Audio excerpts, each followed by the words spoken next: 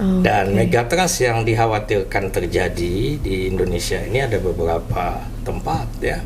Kulit bumi itu tebalnya itu berbeda antara yang di laut dan di darat benua ya.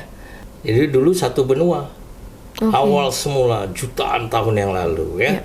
Tabrakannya ini menimbulkan gempa-gempa besar di seluruh dunia. Syukurnya Tuhan belum turunkan manusia. Tumbuh hutan-hutan, termasuk hutan selawas. Baru Nabi Adam Allah turunkan. Disitulah kemudian Allah Subhanahu Wa Taala menciptakan manusia, ya, sebagai khalifah untuk mengelola sumber daya alam. Oke, boleh Pak kita mulai? Ya, please. Santai ya Pak ya.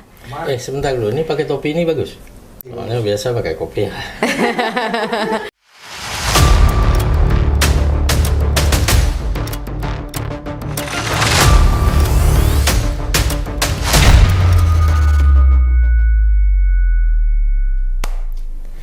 Assalamualaikum warahmatullahi wabarakatuh. Halo rekan pembangunan, ketemu lagi dengan saya Mirna Rasyada di kursi ini ya. Masih dengan background yang gak kalah menarik ya. Karena berganti-ganti nih, dinding kanan, dinding kiri ya kan. Tapi yang jelas pembahasan kita akan selalu berganti-ganti juga, akan selalu menjadi pembahasan yang menarik. Karena akan ada info-info yang update juga nih, atau info-info yang selalu baru untuk kita sajikan ke rekan pembangunan yang sedang menonton video kita sekarang juga. Dan hari ini bersama saya Mirna Rasyada, kita sudah mengundang salah satu ahli. Kayaknya banyak sekali ahli-ahli yang sudah datang di depan saya ya. Kali ini ada ahli yang bergerak di bidang geologi atau mempelajari geologi ya. Ada Bapak Insinyur Faisal Adriansyah MSI yang saat ini sudah main-main ke podcastnya Bacrit. Katanya nih bukan video pertama ataupun bukan kali pertama, betul nggak sih Pak? Ya, kebetulan saya pun orang Bapeda juga. Oke. Rumah saya ini. Betul sekali, tapi kali ini pembahasannya beda.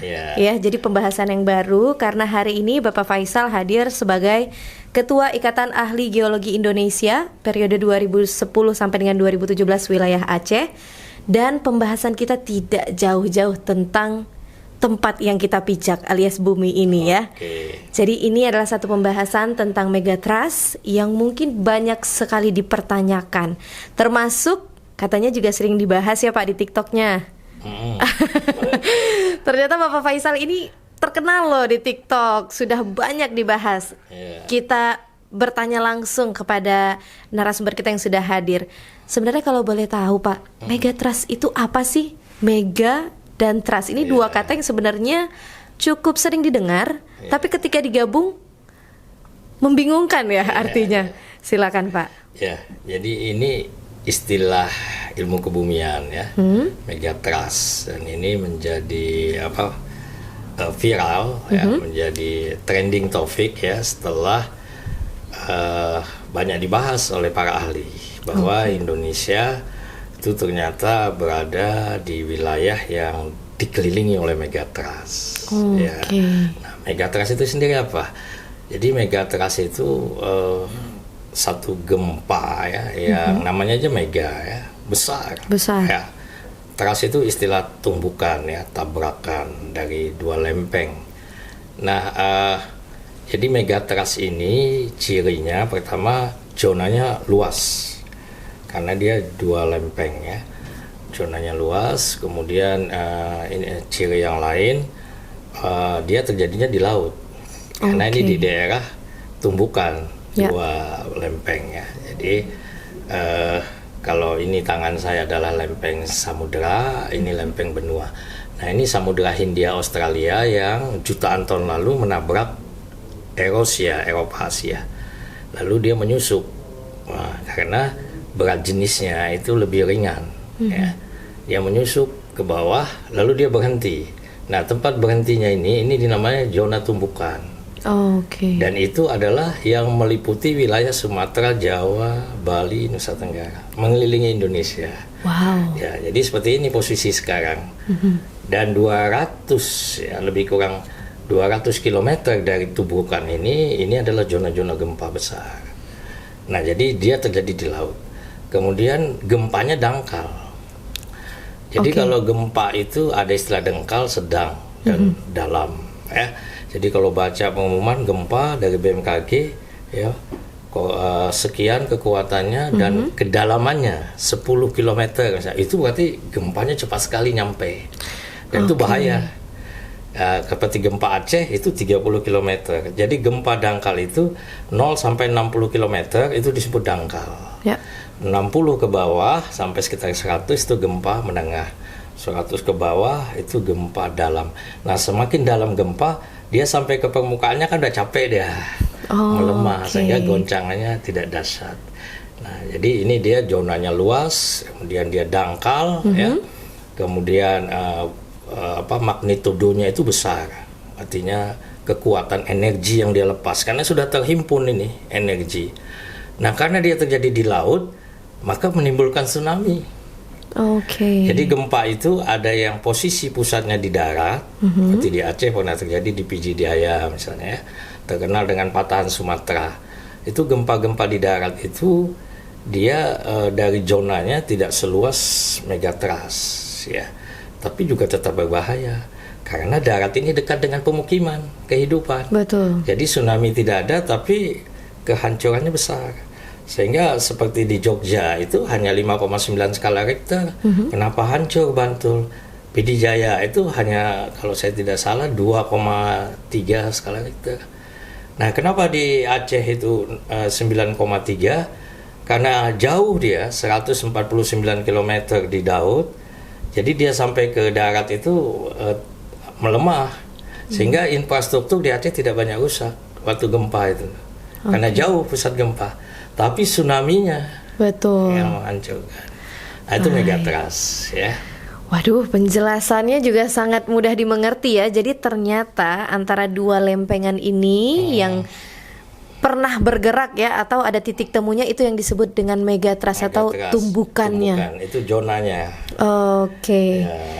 Jadi kita udah paham nih, ketika ada gempa, BMKG itu kan sering memberikan peringatan ya Pak, melalui Twitter atau X, melalui media sosial, SMS dan lain-lain. Selalu ada kedalaman. Mungkin untuk orang-orang awam seperti kita-kita nih, hanya tahu berapa sih magnitudonya begitu ya. Oh 9, oh 7, 6 begitu. Tapi ternyata kedalaman pun menjadi satu hal yang cukup penting untuk diperhatikan. Jadi kalau di BMKG informasinya kan biasanya posisi, koordinat. Nah, itu dengan teknologi sekarang kita bisa tahu, oh ini di darat gitu kan. Oh kedalamannya cuma 30 km, itu gempa dangkal. Jadi kalau walaupun 6 atau 7 itu kerusakannya banyak. Ya, kerusakannya berat. Itu ketika gempa Pijai, saya sedang di Medan, sholat subuh, saya dikontak seorang wartawan, begitu saya baca di darat 6, sekian, ya memang semuanya kita kembalikan ya kepada kuasa Tuhan, tapi saya waktu itu sudah bisa memprediksi kehancuran pasti besar, karena terjadinya di darat seperti ini. Ya. Nah, kalau dia di laut, walaupun 9,3 karena jauh, jadi gelombang penghancurnya itu sampai ke bumi melemah sehingga kita tidak begitu kuat. Nah, tetapi di laut itu terjadi rekahan. Ya, jadi gempa besar di laut dangkal itu patahan tadi seperti ini ya posisinya. Ini dia ribuan tahun ini dia menyimpan energi ini. Ini lepas dia melenting, maka air laut itu dia isap. Nah, karena itu orang-orang berada di pantai melihat ikan menggelepar gitu ya. Oh, kenapa ini kapal-kapal tiba-tiba terhentak? Itu peristiwa Aceh seperti itu. Orang berebut ikan karena tidak diwariskan kisah ini ya. Beda dengan di Semelu. Semelu ada Semong, itu yang mewariskan kisah masa lalu tahun 1907 waktu ada gempa lalu tsunami, itu terwariskan. Nah, di daratan Aceh cerita gempa besar ini tidak terwariskan. Hanya segelintir orang yang tahu bahwa akan ada tsunami. Ya, hanya hitungan beberapa menit ya, sekitar 10-15 menit. Kalau Pak Yusuf Kala bilang belum selesai masak Indomie, itu tsunami akan datang. Titik gelombang tsunami datang, itu kecepatannya seperti pesawat Boeing 800 km per jam. Nah, gelombangnya waktu dia datang awal itu ketinggian gelombangnya tidak besar tapi panjang gelombang. Nah, semakin mendekati daratan, seperti orang menggulung karpet. Iya. Ya, semakin mendekati daratan, kecepatannya memang melemah, tapi tinggi gelombangnya semakin besar.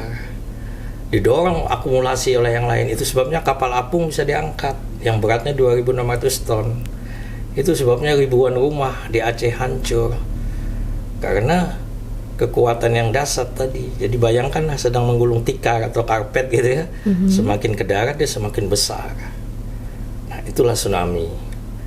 Dan megatrust yang dikhawatirkan terjadi di Indonesia ini ada beberapa tempat ya. Sebelumnya megatrust ini diawali dari gempa tsunami Aceh. Oke, jadi istilah ini adanya ketika, ya, sepengetahuan saya istilah megatrust ini baru dibahas secara mendalam. Dulu orang hanya tahu gempa di daerah patahan laut, ya, daerah subduksi namanya. Nah, belakangan setelah peristiwa Aceh, lalu nanti ada beberapa negara lain termasuk Jepang, ya. Itu ada pernah terjadi 2011 ya di Jepang itu juga menimbulkan Tohoku Jepang. Itu 9 skala Richter ya, 11 Maret 2011. Ya. Itu muncul istilah megatrust. Oke.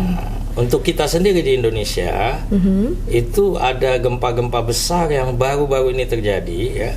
Di daerah Jepang itu sendiri tahun 2024, di daerah Miyazaki di ujung barat Palung Nankai itu 7,1. Nah, para ahli kebumian di Jepang sudah mengumumkan ya, gempa-gempa ini menjadi indikator kemungkinan megatrust ke depan terjadi. Itu pada bulan Agustus 2024. Oke. Lalu baru-baru ini 30 Juli 2025 itu ada gempa bumi di Rusia di semenanjung Kamchatka. Kalau masih ingat, warningnya sampai ke Indonesia, yaitu daerah Sulawesi Utara. Kalau bisa dilihat di peta, memang itu namanya tele-tsunami. Apa itu Pak tele-tsunami? Nah, kalau telepon itu kan bicara tele jauh, ya, terhubung begitu ya. Telegram, berita yang jauh. Tele-tsunami, tsunami yang dikirim. Oke. Nah, maka tsunami Aceh itu mengirim tsunaminya ke 14 negara. Wow. Coba lihat ya, tsunami Aceh itu tidak dirasakan oleh orang Thailand, tapi Phuket dihantam tsunami. Betul. Tsunami tidak dirasakan oleh orang Darul Aman di Penang, mereka kena tsunami. Ya. Ternyata tsunami Aceh terus sampai ke Asia Selatan, India, Maladewa, Bangladesh. Tidak hanya itu, tsunami Aceh nyebrang ke Afrika bagian timur, Madagaskar, Tanzania. Itu kan kena tsunami semua. Wow. Tsunami Aceh. Makanya ini disebut sebagai kejadian luar biasa. Jadi tsunami itu tidak bisa diterima oleh wilayah-wilayah lain yang satu wilayah di samudera. Kalau terjadi nanti tsunami di wilayah Samudra Hindia, dia akan bisa menyebar ke wilayah-wilayah. Nah, ada yang bertanya kenapa tsunami Aceh tidak menghantam wilayah selatan? Kan ada wilayah Sumatera Utara, Padang sampai Jawa. Karena patahannya itu yang berangkat dari Aceh tadi, rekahnya ke utara, ke Andaman. Seandainya patahannya merekah ke selatan, ya selatan. Baik. Gelombangnya. Wow, penjelasan yang cukup detail ya. Karena kalau membahas tentang tsunami Aceh, kita kilas balik lagi. Di awal-awal kejadian kita selalu tahu kalau tsunami Aceh itu disebabkan oleh patahan lempeng. Betul. Informasinya hanya sebatas itu ya. Tapi untuk mengetahui megatrust kemudian tele tsunami itu seperti istilah-istilah yang memang terdengar baru untuk orang awam, Pak. Mungkin sebagai ahli geologi sudah jadi makanan sehari-hari ya. Tapi kalau kita tahu ternyata tsunami Aceh ini juga mengirimkan tsunami ke 14 negara malah. 14 negara memang lainnya. Tidak semua yang hancur berat, tapi seperti di Bangladesh itu banyak yang meninggal. Ya, di Phuket juga banyak yang meninggal. Ya. Ada yang hanya gelombangnya saja. Ada gelombang saja, dan kalau di Aceh tingginya sampai 50 meter bahkan ya.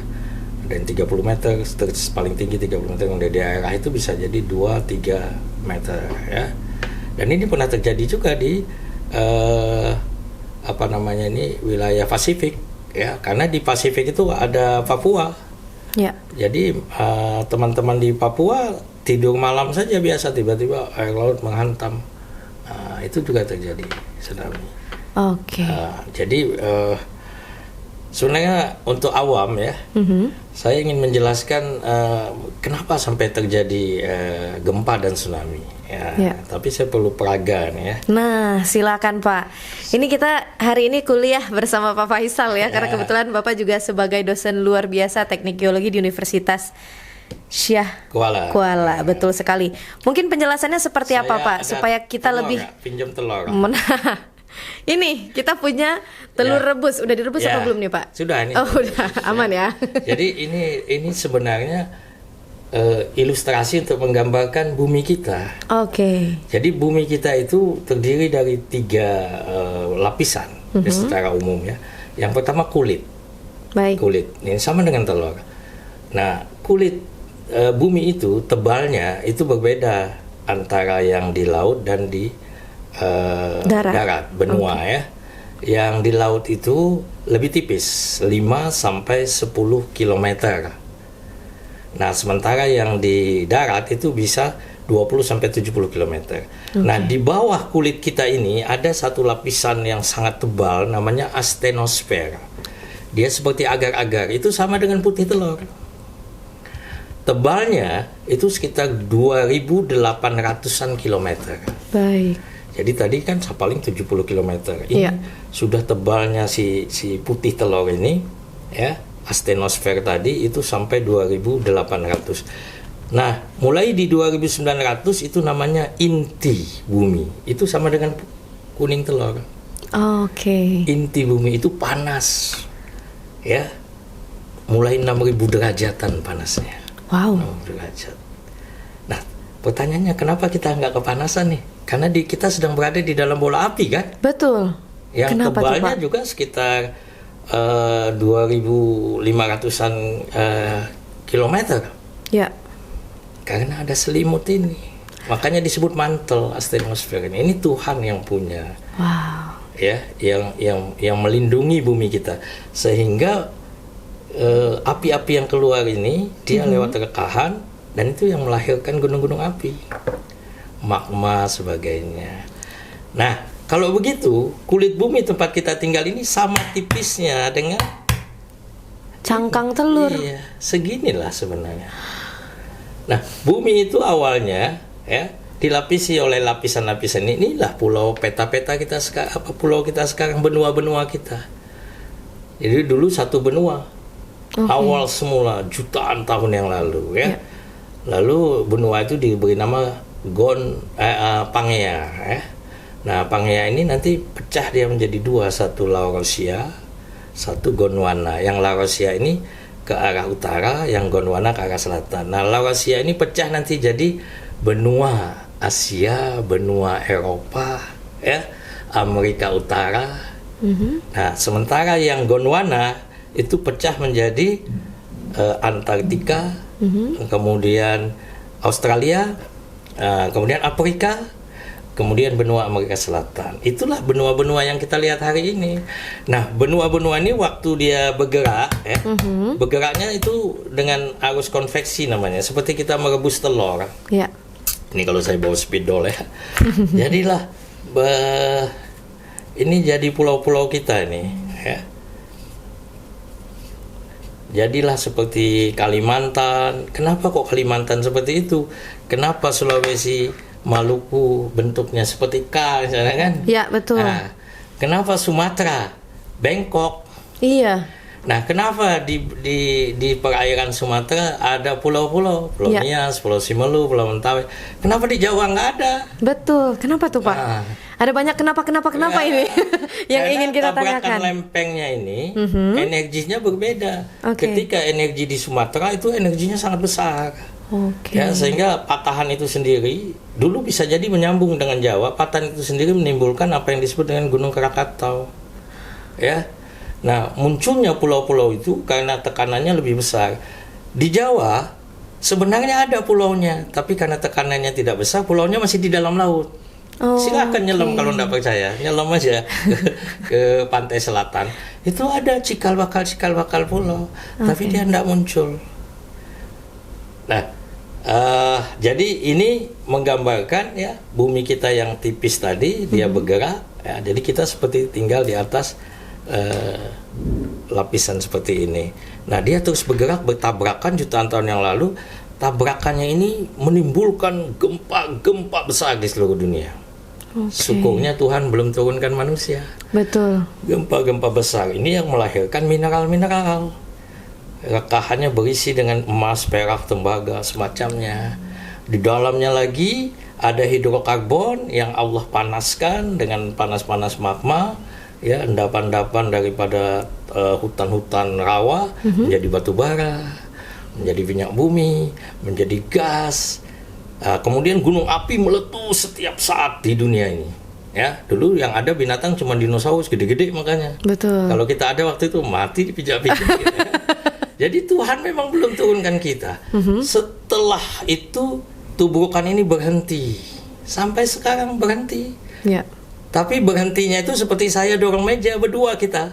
Sama-sama siapa paling kuat. Begitu kuatnya di sana, saya terdorong. Itulah gempa sekarang. Oke. Nah, setelah gunung-gunung meletus, tanah Tuhan jadikan subur karena gunung api. Tumbuh hutan-hutan, termasuk hutan selawas sebagai. Baru Nabi Adam Allah turunkan. Luar biasa. Begitu kasih sayang Tuhan untuk kita. Sehingga kita sekarang, kalau sekarang baru dibentuk minyak bumi, dibentuk batu bara, nggak bisa. Karena itu energi itu disebut energi tidak terbarukan. Ya. Untuk pembentukannya butuh ribuan tahun. Nah, disitulah kemudian Allah Subhanahu Wa Taala menciptakan manusia, ya, sebagai khalifah untuk mengelola sumber daya alam. Tapi harus bijaksana. Kalau tidak bijaksana, bijak sini. Kita tidak dapat kesejahteraan. Itu yang kita rasakan sekarang ini. Nah, jadi itu seperti kisahnya seperti itu. Ya. Nah, silakan. Apalagi nih, Megatrust? Banyak Pak pertanyaan saya. Saya boleh pinjam telurnya nggak Pak? Oh, iya. Nah, setelah tadi dibahas dengan cukup rinci ya terkait lapisan-lapisan yang ada di bumi, ada 3 bagian. Pertanyaannya adalah, kalau ini adalah benua dan juga samudra, Megatrustnya di mana, Pak? Nah, ini juga penting. Jadi, ya. Kalau di telur ini di mana? Jadi setiap pertemuan lempeng-lempeng ini, misalnya ya, ini disebut Ring of Fire. Pernah dengar? Ring of Fire. Api. Waduh, kenapa tuh Pak, membara kah? Ya, karena pertemuan. Jadi di bawah kita, jadi Samudra Hindia itu ada lempeng sebenarnya, lempeng samudra, namanya Samudra Hindia Australia, dia luas sekali. Jadi dia dulu bergerak, dia tabraklah Asia.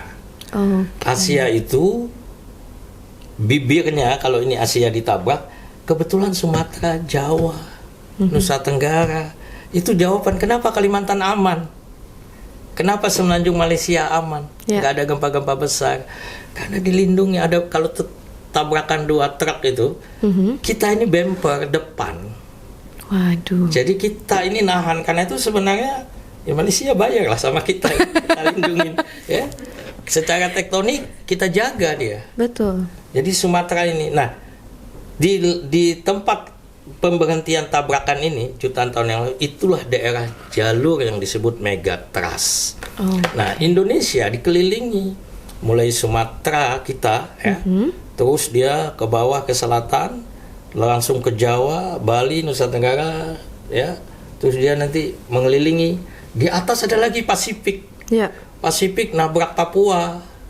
Nah, maka Sulawesi Utara, Maluku juga tetap dalam posisi Megatrust, karena itu Megatrust itu ada 13 segmen di Indonesia. Oke. Ya. Apa aja itu Pak? Mungkin nggak usah 13, diberikan beberapa boleh untuk contoh pertama, kita. Pertama Megatrust Aceh, Andaman, ya. Andaman tadi saya katakan patahannya ke atas, itu sebabnya tsunami-nya ke sana. Betul. Nah, itu gempanya terjadi sampai 9,2 skala Richter 26 Desember 2004. Mengapa kita tidak sempat tahu bahwa di sana akan terjadi Megatrust? Ya, karena kekurangan data kita. Data sejarah kegempaan Aceh itu tidak banyak terekam.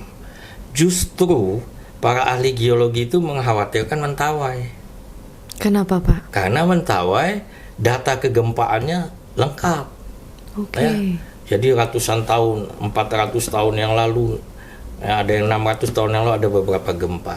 Nah, begitu terjadi gempa Aceh, timbul pertanyaan ini. Aceh berarti dulu sudah ada gempa-gempa besar. Iya, betul. Dia lepas, ternyata baru diteliti. Ada teman-teman dari OSK, kemudian dari luar negeri, mengatakan bahwa sesungguhnya kita sedang hidup, kita ini rumah-rumah kita di atas endapan tsunami. Karena di Aceh sendiri 11 kali sudah tsunami. Wow. Ada 600 tahun yang lalu pernah tsunami ya. Bahkan ada yang memperkirakan tahun 1300 ya, 1400 Masehi itu pernah terjadi tsunami di Lamreh di ujung Pancu. Pernah nggak ke benteng Indrapatra? Pernah. Kenapa benteng itu sekarang di laut? Iya juga ya. Kalau itu benteng dia pasti daratan dulu. Pasti. Kerajaan. Karena dihantam tsunami. Oke. Pindah ke Lamreh. Lamreh dihantam tsunami lagi di wilayah itu. Pindah ke kota. Yaitu Kampung Pandai. Ya. Hantam tsunami lagi. Itu berdasarkan nanti endapan-endapan tsunami yang dijumpai oleh para ahli tsunami. Paleo tsunami namanya. Oke. Nah, tapi sejarah ini tidak terwariskan. Karena itu gempa Aceh 26 Desember 2004 harus terwariskan dan tidak boleh dilupakan. Baik. Kita tidak berharap Ya. satu saat terjadi. Ya, tapi penghimpunan energi setelah gempa Aceh dimulai lagi. Jadi dia menghimpun ya. Jadi setelah bertabrakan ini ya, meja ini berhenti dia di sana, dia terus menghimpun energi. Kapan dia lepas? Kita tidak tahu, 200-300 tahun lagi. Nah, sekarang yang ditakutkan oleh para ahli yang belum lepas itu adalah Mentawai. Di Mentawai sudah sering terjadi gempa. Jadi megatrust itu gempanya sering sampai sekarang. Nah, tapi yang terjadi belum besar. Oke. Ya, tapi kalau besar itulah tadi dia akan zonanya luas, kemudian bisa menimbulkan tsunami. Kemudian yang ditakutkan lagi satu adalah di Selat Sunda. Oke. Selat Sunda itu ancamannya tidak hanya Jakarta, Lampung, Banten, Jawa Barat. Ya. Area yang cukup padat ya, Pak ya. Luar biasa Dan nih. bangunan-bangunan fisik ya harus diwaspadai. Betul. Karena sebenarnya gempa itu tidak membunuh. Kalau tidak percaya coba gempa besar nanti mudahan tidak ada ya. Jangan, Pak, jangan dicoba. Kalau ada gempa besar, tinggalkan bangunan, berada di ruang terbuka, kita akan aman. Yang membunuh itu runtuhan bangunan. Ya. Maknanya apa? Karena kita sudah tahu kita berada di daerah zona subduksi, zona megatrust, maka tidak boleh lagi bermain-main dengan bangunan. Struktur bangunan ya. Struktur bangunan. Kalau perlu sekarang ini harus ada langkah-langkah mengevaluasi bangunan-bangunan yang sudah ada. Bagaimana kalau terjadi nanti gempa, dan bangunan yang selanjutnya persyaratannya harus ketat. Itu investasi. Ya. Jangka panjang. Jangka panjang. Betul sekali. Ini adalah masalah serius yang setiap hari kita pijak. Ya. Ya. Masalah serius yang selalu ada di bawah kasur kita nih. Betul. Yang selalu dibawa tidur. Jadi kalau masalah hari-hari ya, masalah kurang beras ya, telur belum dibeli, itu masalah yang bisa ditinggalkan lalu diambil kembali. Tapi ini adalah masalah yang nggak bisa ditinggalkan, tidak bisa dihindari, dan tidak ada tempo waktu yang jelas. Ya, gempa itu seperti kematian ya. Kapan kita mati, tidak ada yang tahu, tapi kita pasti mati. Ya. Maka kalau bicara gempa itu pasti dia, tapi tidak ada yang tahu kapan. Betul sekali. Ya, karena itu waspada, siap. Betul. Nah kalau sama dengan kita orang beriman ya, kita akan mati. Kalau itu karena harus siap kan. Maka sama dengan gempa. Nah, bagaimana bentuk kesiapan itu? Ada secara struktural, ya, artinya pemerintah harus interaktif ya, harus harus proaktif untuk segera ya membuat aturan-aturan yang ketat. Kami dari ahli geologi itu sangat menghimbau, apalagi sekolah, ya, itu kan fasilitas anak-anak kita. Betul. Rumah sakit, gempa besar, rumah sakit runtuh, di mana orang dirawat? Betul. Ya? Jadi fasilitas pasar itu tidak boleh bermain-main. Fasilitas-fasilitas publik itu harus dibangun dengan mengikuti kriteria teknis. Itu struktural, non strukturalnya ya tentu menyadarkan masyarakat. Betul, untuk menyadari bahwa dia hidup bersama gempa. Karena itu saya sering bilang free from disaster itu tidak mungkin. Kalau mau bebas dari bencana, kita harus pindah dari Aceh. Kita harus pindah dari Indonesia. Pindahnya kemana, Pak? Itulah. Cari di mana-mana juga pasti selalu ada ancaman. Betul. Yang kita lakukan hari ini, living harmony with disaster. Kita harus hidup harmoni bersama bencana. Ya, artinya kita ya harus siap dengan keadaan kita kalau terjadi bencana. Betul sekali. Berhubung memang daerah kita ini masuk ke dalam fire ring tadi ya Pak ya? Ring of fire. Ring of fire ya. Jadi ini cincin api. Cincin api yang memang membara terus, alias banyak sekali potensi-potensi terjadinya bencana yang ada di Aceh dan juga sekitarnya. Berhubung memang ya kita juga nggak milih ya Pak tinggal di sini. Nenek moyang kita tiba-tiba nyampe ke sini nih Pak. Kita jadi tinggal di sini sampai 2025. Saya juga bingung. Tapi membahas tentang dua perbedaan pencatatan data tadi, Aceh dan juga Mentawai, kita mungkin boleh flashback sedikit Pak. Kenapa kita nggak punya catatan data sih Pak? Apakah kita kekurangan ahli atau mungkin? Jadi memang disadari setelah peristiwa Aceh itu kita masih sangat sedikit sekali ya data dan mengetahui tentang gempa. Ya. Bahkan konon gempa Pija itu pun yang saya pelajari, saya baca, itu juga patahan baru. Ya. Demikian juga yang terjadi di Cianjur. Jadi bukan patahan yang biasa sudah kita pelajari, ya, tapi dia patahan baru. Jadi sedikit sekali pengetahuan kita. Nah, untuk Aceh setelah terjadi peristiwa besar itu barulah menjadi perhatian. Ya. Jadi tidak ada yang, sehingga Aceh waktu itu ya dianggap ya zona Aceh ini belum tahu kapan gitu. Nah, tapi ini membuktikan kepada kita bahwa gempa ini memang sebuah ketidakpastian kehadirannya. Sebagai orang yang beragama, kita harus kembali kepada Tuhan, bahwa Dia yang mengendalikan semua. Kalau bicara pelepasan energi, kan ada dua cara. Saya dorong meja ini ke depan sana. Ada dua cara. Cara pertama, saya dorong sekali dorong, maka semua yang ada di meja ini berjatuhan. Betul. Itu namanya pelepasan gempa megatrust, seperti di Aceh 9,3. Bagaimana dengan Mentawai, bagaimana dengan Selat Sunda, dia juga diduga ada energi yang besar tersimpan. Tapi cara kedua, saya dorong meja ini 100 kali. Sedikit-sedikit. Ya, bergoncang juga, tapi tidak ada yang jatuh. Dan juga sampai ke sana, energinya habis. Betul. Yang bisa melakukan itu hanya Tuhan, hanya Allah. Masya Allah, luar biasa sekali ya. Tepuk tangan dong penonton. Penjelasan yang sangat kompleks. Dan sebenarnya. Kita harus yakin itu. Betul. Jadi tidak perlu terlalu berlebihan, ya. Walaupun kalau lihat peta nanti ada yang disebut dengan gap, ya. Ada wilayah yang diduga ya kekosongan, seismic gap namanya. Jadi seismic gap di Indonesia itu diperkirakan ada beberapa tempat. Yang pertama Mentawai ya. Mentawai itu Siberut itu diperkirakan kalau lepas 8,9 skala Richter sampai 9. Perkiraan dan itu sangat besar. Betul. Ya. Itu kita sendiri ya di Aceh pasti akan merasakan getarannya. Mudah-mudahan tidak terjadi ya. Nah, kemudian megatrust Selat Sunda. Ya, kita tahu Jakarta itu luar biasa pembangunannya. Ya. Jadi gempa itu dia gerakannya itu tidak seperti kita sedang berada di sebuah jembatan, ada traffic light, lalu lewat mobil truk, mobil kita bergoncang, ya kan? Itu gelombang satu arah, tidak membahayakan, tapi kalau terlalu sering bisa patah jembatan, ya. Betul.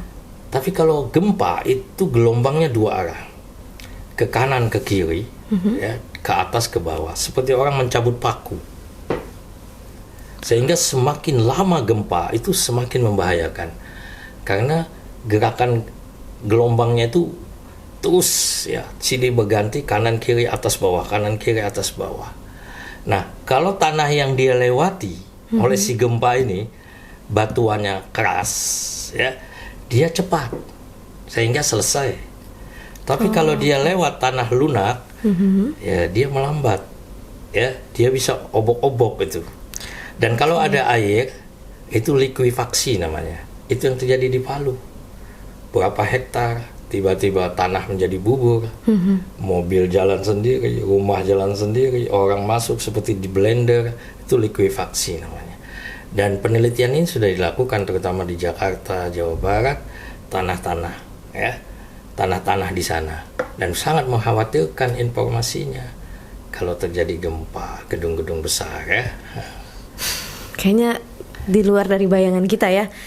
Mengingat daerah-daerah yang sudah Bapak sebutkan tadi, itu daerah-daerah yang memang sangat padat. Iya, sangat padat. Dari jumlah manusia sampai dengan bangunan yang ada. Seperti saya katakan tadi, bahwa energi ini bisa lepas dengan dua cara. Sekaligus itu yang menimbulkan gempa dasar. Tapi bisa secara perlahan, karena itu semakin banyak gempa, ya, dari satu sisi para ahli mengatakan semakin banyak gempa itu tanda ada aktivitas yang harus diwaspadai, tapi di sisi lain bisa jadi itu pengurangan energi. Karena lepas dia sedikit-sedikit, sudah sampai di tengah nih meja, kan? Dengan caranya yang sedikit-sedikit tadi, ya. Jadi inilah makna dari setiap ada kesulitan ada kemudahan. Jadi setiap ada kejadian ada yang harus disyukuri juga, ya. Ketika ada gempa sedikit, alhamdulillah energinya ada yang lepas lagi, begitu, ya. Jadi ketakutan ini memang harus diimbangi dengan kewaspadaan dan juga edukasi juga nih Pak, supaya tahu, begitu, ya.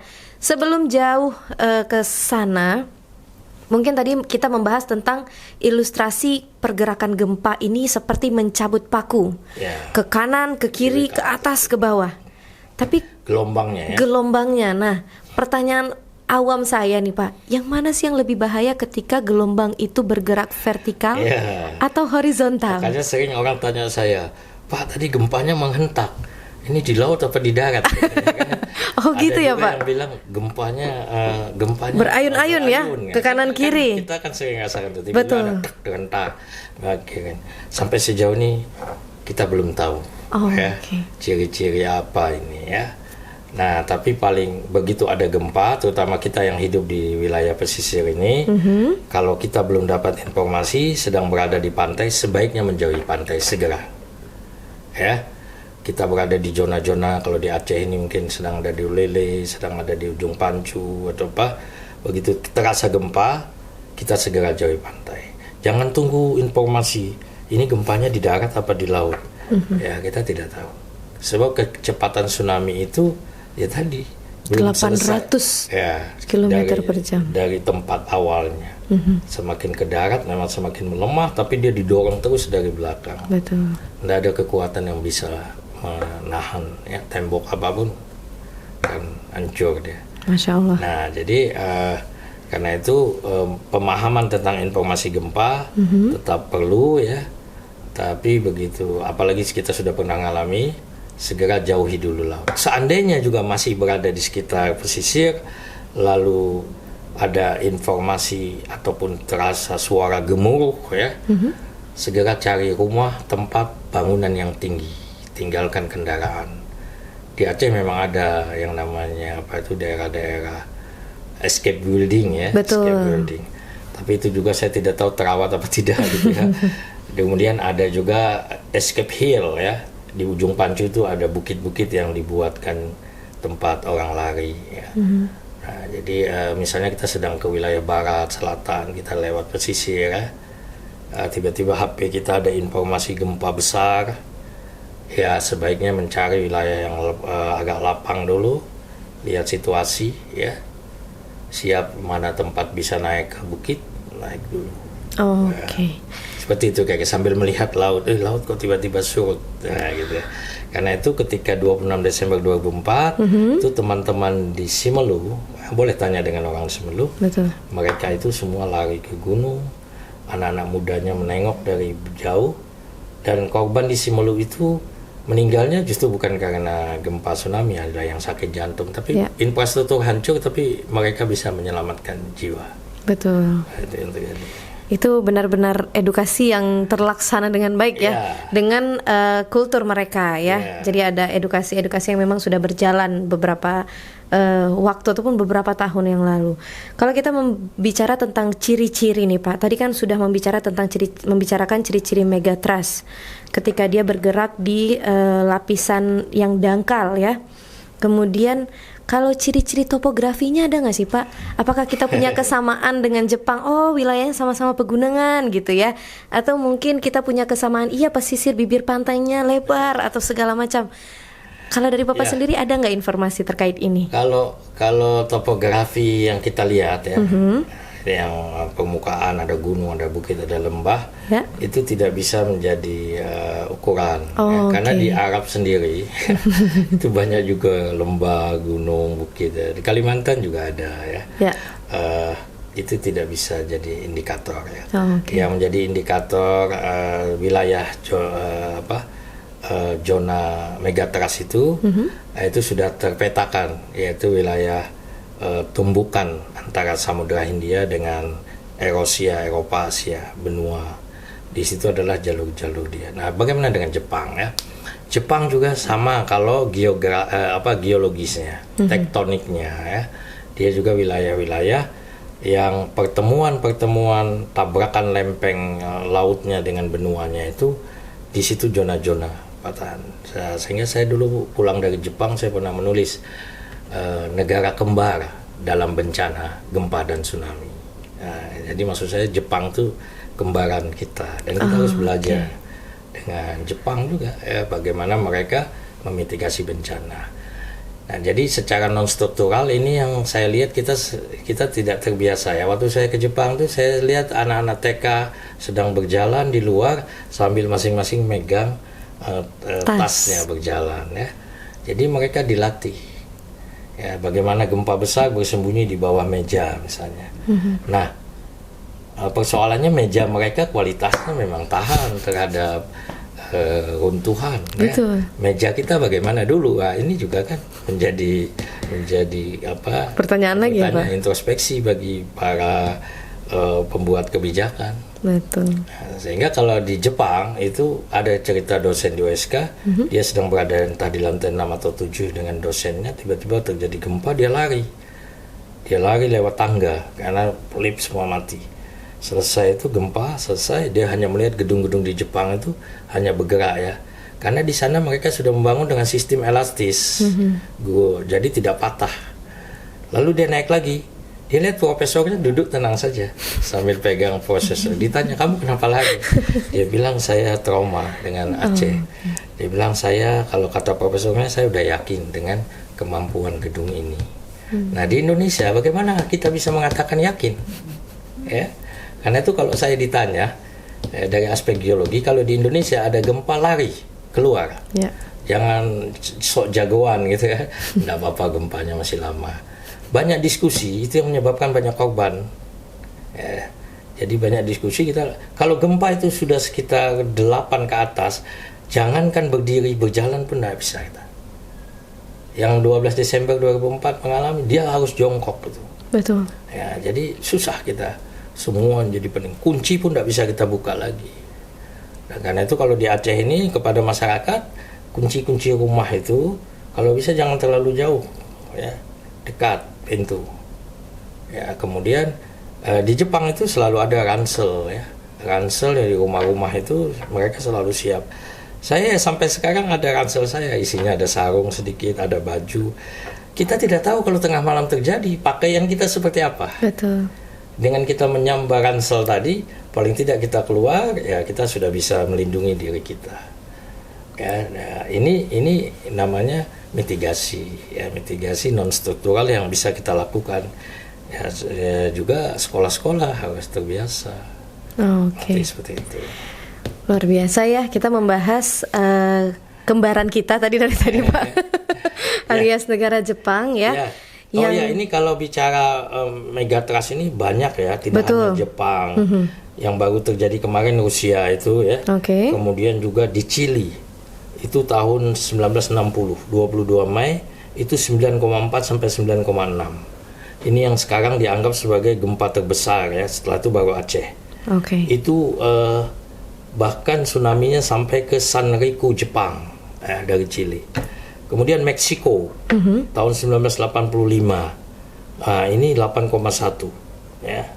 Jadi ada banyak sekali ya sebenarnya Pak ya. Nah, daerahnya sama, artinya daerah tempat tabrakan dua lempeng tadi. Baik, jadi kalau kita mau tahu lebih rinci lagi ya, mau tahu tentang sejarah-sejarahnya ataupun kejadian-kejadian yang recordnya sudah ada ya, dan sudah didata dengan baik, itu pasti juga teman-teman bisa mampir ke TikToknya Pak Faisal. Betul ya? Nah, karena memang kalau kita membahas tentang ini takutnya sampai subuh Pak. Saya juga di TikTok saya itu ada, mengapa Kalimantan aman dari gempa besar. Tuh, penasaran? Jangan lupa follow dan nonton langsung. Nah, untuk menutup sesi kita kali ini, kita mungkin akan membahas sedikit tentang mitigasi, kemudian edukasi juga ya Pak ya. Di level masyarakat dulu, mungkin sebagai praktisi dan yang lain-lain itu butuh waktu dan juga kebijakan yang panjang gitu, kompleks begitu ya Pak ya, untuk mengeluarkan sebuah kebijakan dan lain-lain.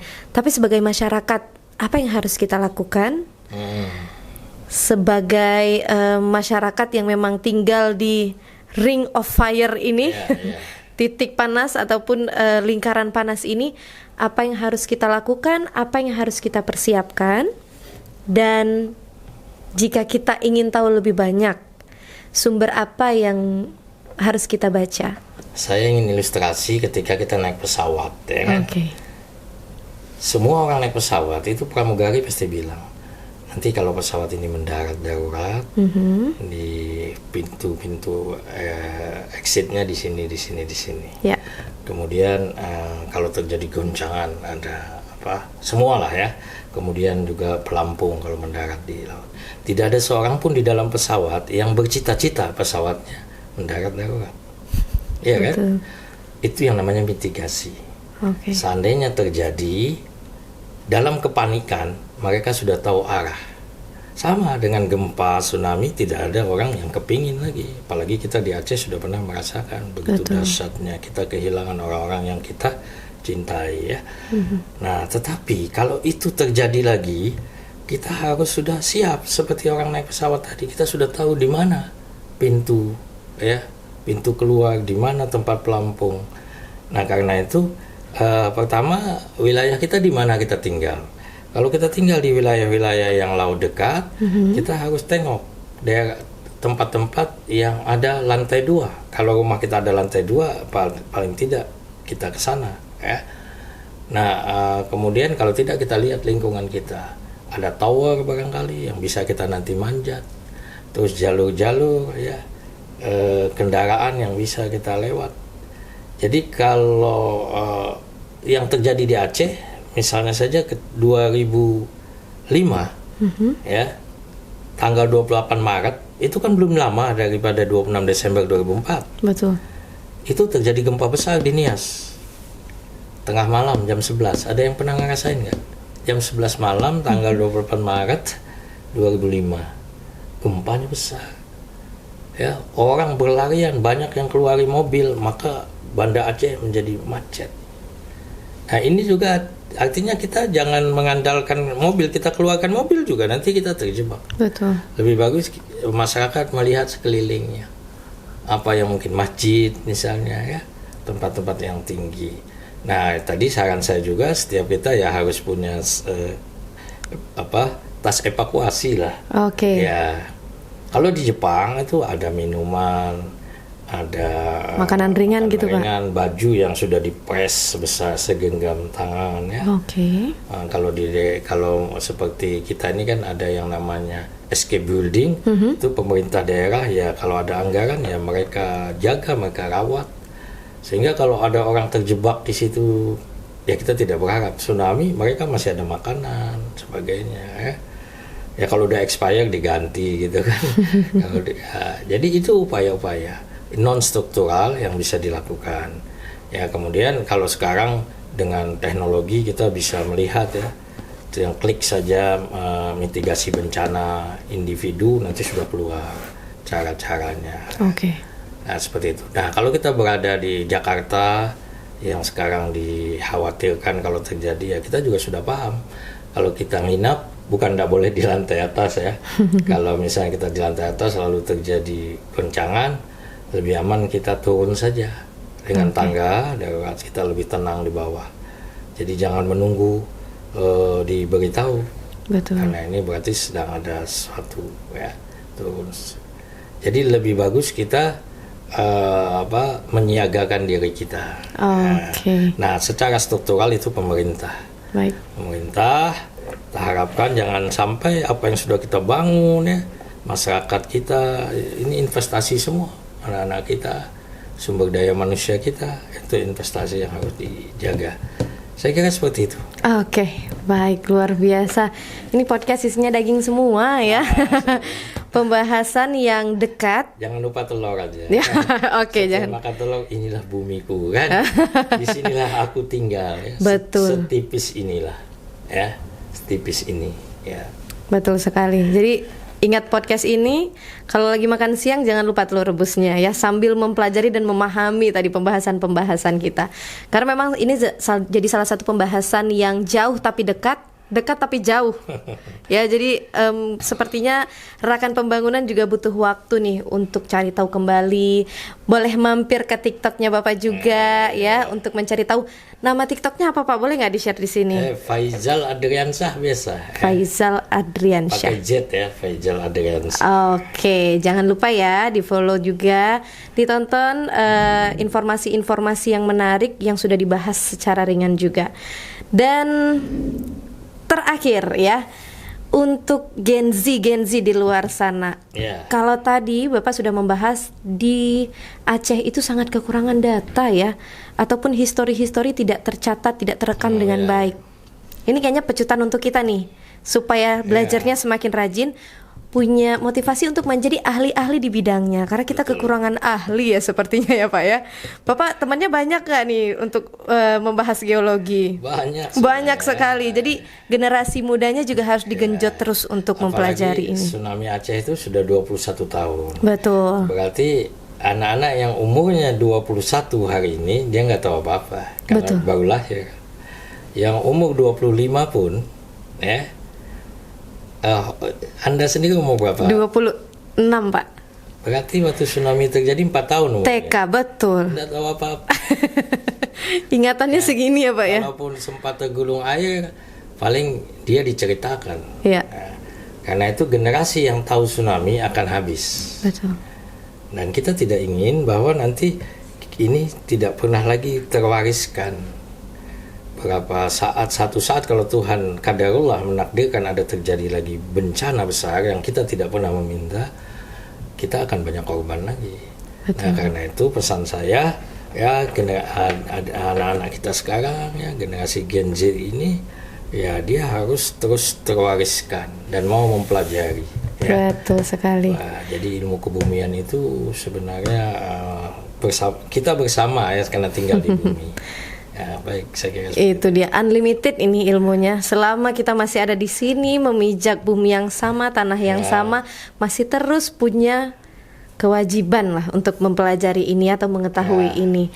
Dan wajib juga udah nonton sampai di sini, like dan juga komen ya, karena video ini juga akan menemani Rakan Pembangunan di waktu-waktu yang akan datang. Jadi kalau mau nonton lagi silahkan langsung aja ke YouTube Bapeda Aceh. Kalau begitu terima kasih Bapak atas waktunya hari ini. Pembahasan yang cukup panjang tapi juga sangat ringan ya, untuk mudah dimengerti. Alhamdulillah. Alhamdulillah. Dan kita akan ketemu dengan tema-tema dan juga pembahasan lainnya yang tidak kalah menarik. Jadi pastikan selalu like, komen dan juga subscribe. Dan sampai ketemu di video selanjutnya. Wassalamualaikum warahmatullahi wabarakatuh. Waalaikumsalam.